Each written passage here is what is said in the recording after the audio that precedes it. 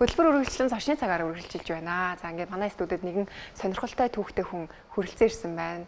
За танд энэ өглөөний мэнд хүргэе. За өглөөний мэнд хүргэе. Баярлалаа орсонд. За тэгэхээр манай үзэгчдэд та өөрийгөө танилцуулахгүй юу? Ямар ажил хэрхэлдэг вэ? Тэ? За Ганхуугийн Болдбаатар гэдэг. Үндсэн мэргэжил би математикээр явж байгаад тэгээ мэдээллийн технологийн инженерээр төгсөөд за ер нь бол хуваарай бизнес эрхэлдэг тийм ээ. Нэг медиа, бизнесийн консалтинг чиглэлээр л тийм ингээд хувийн компаниуд ажиллаад явдаг хүн байсан. Тэгээ сүүлийн 2-3 жилийн хугацаанд бол ингээд сонирхол амьдралын шаардлагаар өөрчлөгдөд одоо бол илүүтэй тийм шилхуун суурилсан амьдралын чанарыг өсгөх тийм ээ. Хүн эрүүл байлгах, эрүүл жаргалтай байхыг одоо сурчилдаг, тэрийг тийм түгээгдэг. Ер нь бол коуч хийдэг тийм тэрэн дээр нь хоббитой тэрийг судалдаг одоо хүн болчиход байна да.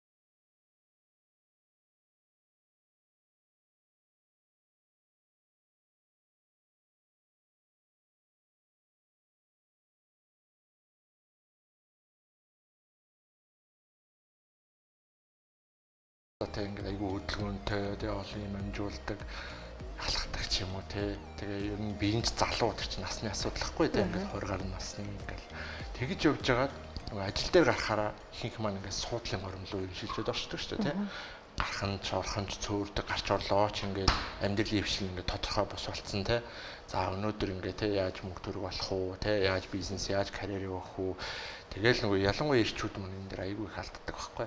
Тэгээд ингээ гэр бүлтэй болчдөг эртхэн ч юм уу би ч яг эрт болоогүй л дээ. Гэхдээ ингээ өөртөө маш хайн гардаг цалгаар тэгээд дээрэс нь хайнгаас гадна энэ маань өөрөө бидний нөгөө нийгэм маань бид нар Монгол улс маань өөрөө хөгжлийн шатнд асар дорой байгаа байхгүй. Тэгэхээр нөгөө тэр суур мэдлэг нь өөрөө асар муу яаж хүн өөртөө анхаарах ёстой юм өөрийгөө яаж хайрлах ёстой юм эрүүлэнд гэж юу юм за нойр хоол унд ер нь бол яаж хүн эрүүл ингэж энэ биеийг зөв авч явах хэрэгтэй мэй гэдэг дээр ойлголт маш муу яг ингээд шинжлэх ухааны суур маягийн нэг биологи гэдэг хичээл үздэг боловч яг ингээд амьдралын ухаан гэдэг юм бол тэр цэцмаа эрүүлэнд гэдэг юм бол хаягдчихад байгаа байхгүй мэдлэгтэй ч холбоотой хоёрдугаартай бид нар өөрсдөө нийгэм маань хөгжөөгүй байна бид нар өөрсдөө хайргүй арчаагүй байна энэ байдлыг үргэлжлүүлсээр байгаад маш олон одоо эмнэлэг төвч эхэлдэг шүү дээ ингээл эмнэлгээс салхаа уйлдаг та ер нь хэдэн килограмм одоо анх 20 хэд наснда хэдэн килограмм байж байгаад яг одоо хэдэн килограмм болсон ер нь дээдлэн 167 ковидээр үржижсэн байхгүй яг макс нь өөрөө ковидын 2 жил хүмүүст аягүй сөргөнөлсөн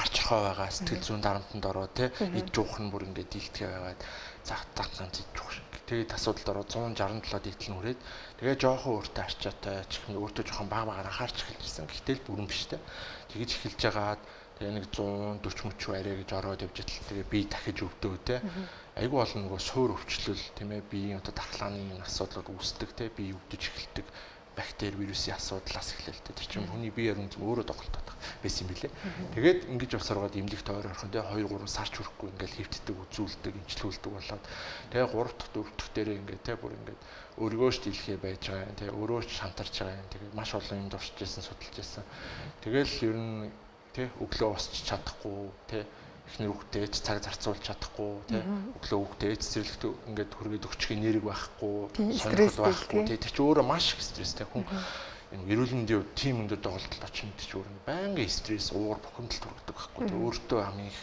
буруутгах нь өөрийгөө их үзий ядан депрешн сэтгэл зүй одоо санаа зовних гэж ярьдаг тийм маань гормон болон бие ингээ цаанаас ингээ бий болоод бие дагдаг сэтгэл зүйч ерөөсөө бие дагчин бие чинь буцаа сэтгэл зүйгээ дагчдаг юм байхгүй тийм тэгээд за болдоо чи ингээ ингээд нэг өөрөө хүсэл сайхан хүр хөвгтэй болчоо мэдээч урт хугацаанд харагдаж чадахгүй юм биш үү ингээд хамт суугаад тоглож чадахгүй анхаарч чадахгүй нэг ажил төрөлгээ нэг яг мөнгө төрөө сайн олчлоо л олоод тэгээ чи ингээ яваад өгчих юм бол наа чинь юу болох юм бэ л гэж байгаа байхгүй одоо энэ шийдвэр гаргалаа гэд тэр чинь бол одоо яг ингээ тогтчихгүй шүү дээ тийм яг зөв айгүй урт хугацааны сэтгэл зүйн мотивацийн айгүй олон тэгээд унж усах асуудал байхгүй. Тэгээд ингээ ажлынхаа хажуугаар ч юм уу тэгээд шөнө өрөөс их суудаг гэсэн барууны цагаар ингээ ажилдаг. Тэгээд тэр нь манч болдгүй юм байна. Ингээ судлаад ис чинь үнэхээр ингээ миний ингээ өнөөдрийг хүртэл явсан замналтай ингээд эрүүл мэнд амьдралын хвшил үнэхээр буруу байсан юм байна. Ингээ ойлгож байгаа байхгүй. Ер нь мэдлэг мэдээлэл маш чухал байсан. Ингээд судлах, турших хобби айгүй байсан. Шийдэл ухааны мэдлэг.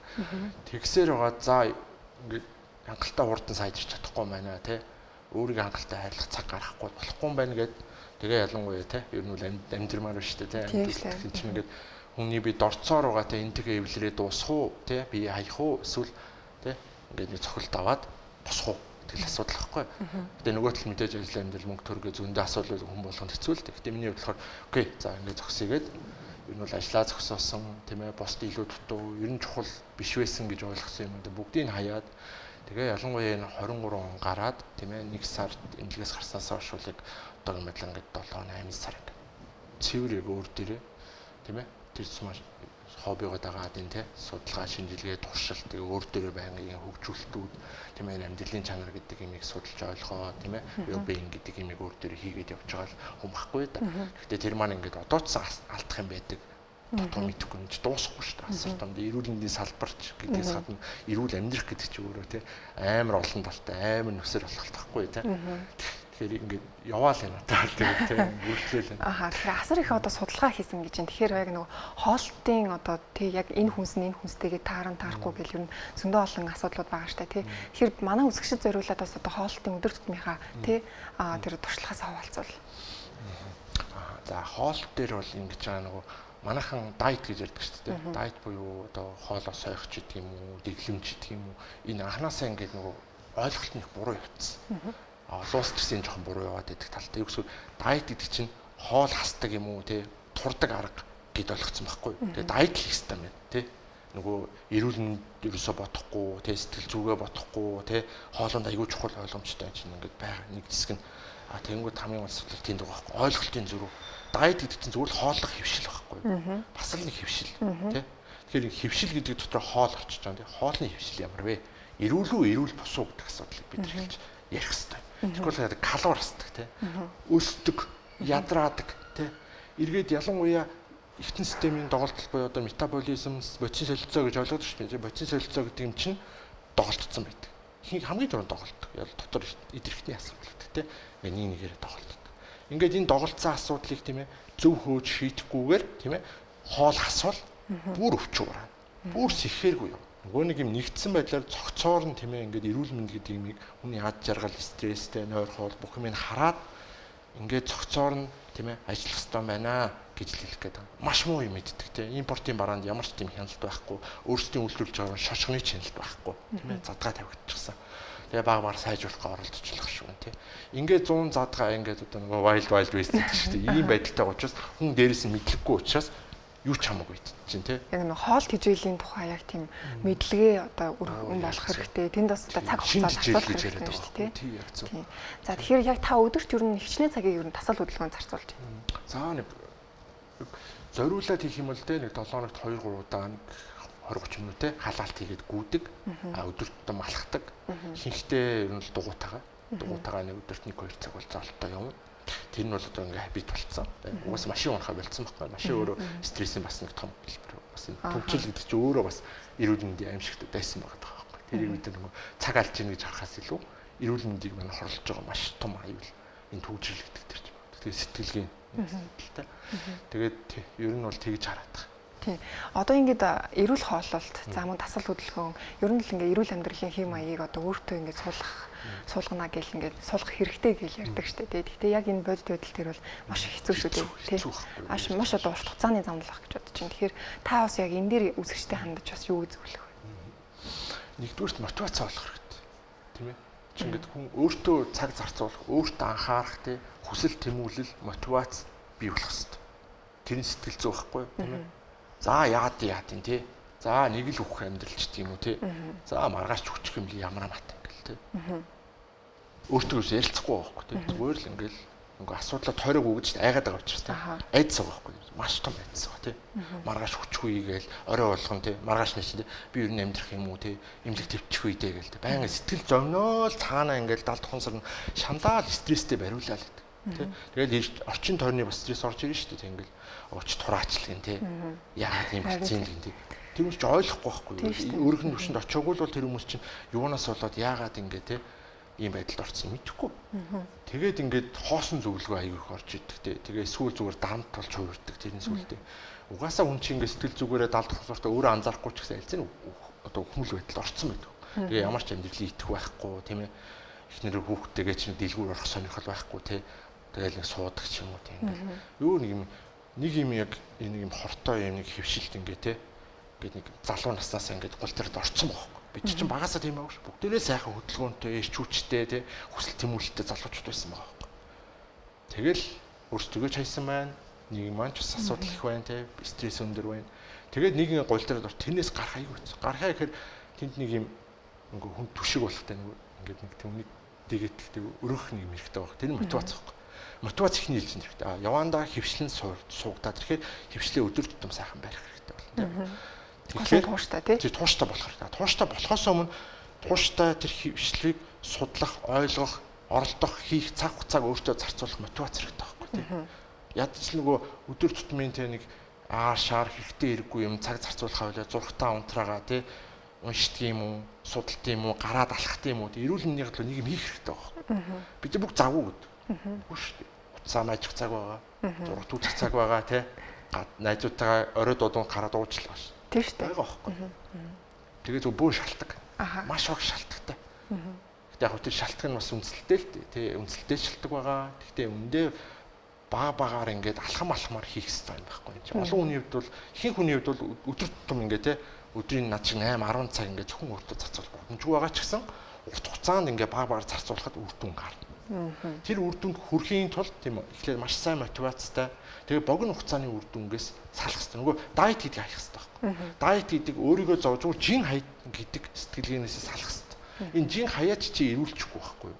Ирүүлчих чи эртэн системтэй цаад асуудлаа ойлгохгүй те яагаад анханасаа жин нэмснээ ойлгохгүйгээр турлаач яах юм. Дахиад буцааж гусаад орчих шүү дээ. Ямар ч нэмгүй байхгүй. Тэгээ миний хэлдэг санаа болохоор би ингээд богино хугацаанд тийм ээ ингээд хин нэгэн зүгээр нэг шинжилтэд орох гэж турах мурах ч юм уу тийм ингээд цаан чи ингээд те тэр хүн чи ядраад байна. Хөдөлгөөн хийж чадахгүй байна. Үе мөч нь өвддөг болцсон байна. Бамбай асуудалтай байна те. Дахлаан дагаад унтсан байна. Ингээд түн бом асуу. Тэгээд ихэнх нь инсулин өндөр ингээд чихрийн шижин гусж шүү дээ. Ингээд 40-оос 50% монголчууд ингээд далж чихрийн шижинтэй гэж харагдаж байгаа сүлийн чихрийн шижингээр маш олон хүчин те. Яг урьдчилан анхаардаггүй уншилдагчгүй тэрийг засъя гэж боддог. Гэтэл яг энэ суур өшөд бүгд амьдралын хөвшил вирус бактериас босно байхгүй чинь генетик вирус бактериас босно бүгд бидний өөрсдийн цуглуулсан өвчин өөрсдийн цуглуулсан тарга. Энийг шийднэх яах вэ? Буцаал нөгөө буруу хийсэн юм аа засаад явах хэрэгтэй. Буцаад хасаал нэ. Өө би чи ингэдэг байсан. Орой суугаад орой суухаа болох хэрэгтэй гэдэг чинь. Ингээл тал талаас нь ингээ баг засаал өөрийгөө анхаарал тийм ээ өөрийгөө сонсоод анхаарал байнгын ажиллах хэрэгтэй. Энэ айсар урт хугацааны сэтгэлийн тэхээ шаарддаг мотивац ихэнд нэг шаа. Тэгээд гэр бүлийн нөлөө асар их. Гэр бүлтэй гоё ярилцах хэрэгтэй. Чи ингээд эрүүл чи турыг гэж бодож ивэл те гэр бүлтэй ярилцсан те би ингээ аим сэтгэл зүгээр унжин те та хэд манамайг дарамтлаад ах юм ч тийм үү те ойлгохгүй ингээд байна те би өөртөө анхаарах чинь те эрүүл хооллох чинь те эсвэл орой ингээ хоол идэх болио ч тийм үү те өдөртөө шимжижэлтэй сайн хоолоо идъя те гадуур хооллохоо болио ч тийм эсвэл ингээ те бэлэн бараа бүтээгдэхүүн бага авъя чихрээ багсгая олон юм хийж болж байгаа байхгүй юм чи гэх юм мэдж байгаа тийм ээ. Энийг хийхэд гэр бүлийн орчин тойрны сэтгэлийн дэмжлэг нөгөө мотивац өгдөг хүмүүс хэрэгтэй байдаг. Хин хүн өөрөө өөрийнхөө сэтгэл зүйтэй над шиг ингээ те удаан ажиллаад өөрийгөө ингээ сэтгэл зүйд хатууруулна гэж хатуучих тийм ээ. Сэтгэлийн тэхээтэй болно чих хэцүү тэрлүү өргө цаг хугацаа. Тэгэхээр хин хүний хувьд бол орчин тойрноосоо тийм ээ айлгой хажуудаа байгаа тэр хань ижлээсээ энэ сэтгэл зүйн тэхийг авах хэрэгтэй. Тэр хүмүүс нь ойлгож дэмжих хэрэгтэй. Өдөр тутмын үйлдэлийг нь магтан цаашаах хэрэгтэй тий чи чадна гэдгийг хэлэх хэрэгтэй. Тэс чи тарган байна. Яагаад таргалаад байгаа? Энийг хараач. Тэр хүн сэтгэл зүгээр л өгч байгаа. Тэгээ бид нар орчин тойрондоо нэг сэтгэл зүгээр алдаг хүмүүс аахгүй. Тэрийг анзаардаг. За тэгэхээр маш их баярлалаа. Бидний урилгыг хүлээн авч хүрэлцэн ирж тэг өөрийнхөө сонирхолтой түүх болон одоо туршлагаасаа бидэнд хуваалцсан маш их баярлалаа. Тэгээ таны цаашдын ажил амьдралтаа өндрөөс өндөр амжилт хүсье. За хүрсэнд баярлалаа. За тэгэхээр үргэлжлүүлэн үзэгч та бүхэн маань шинэ өдөр одоо хөтөлбөртөөгөө хамт байгаарай.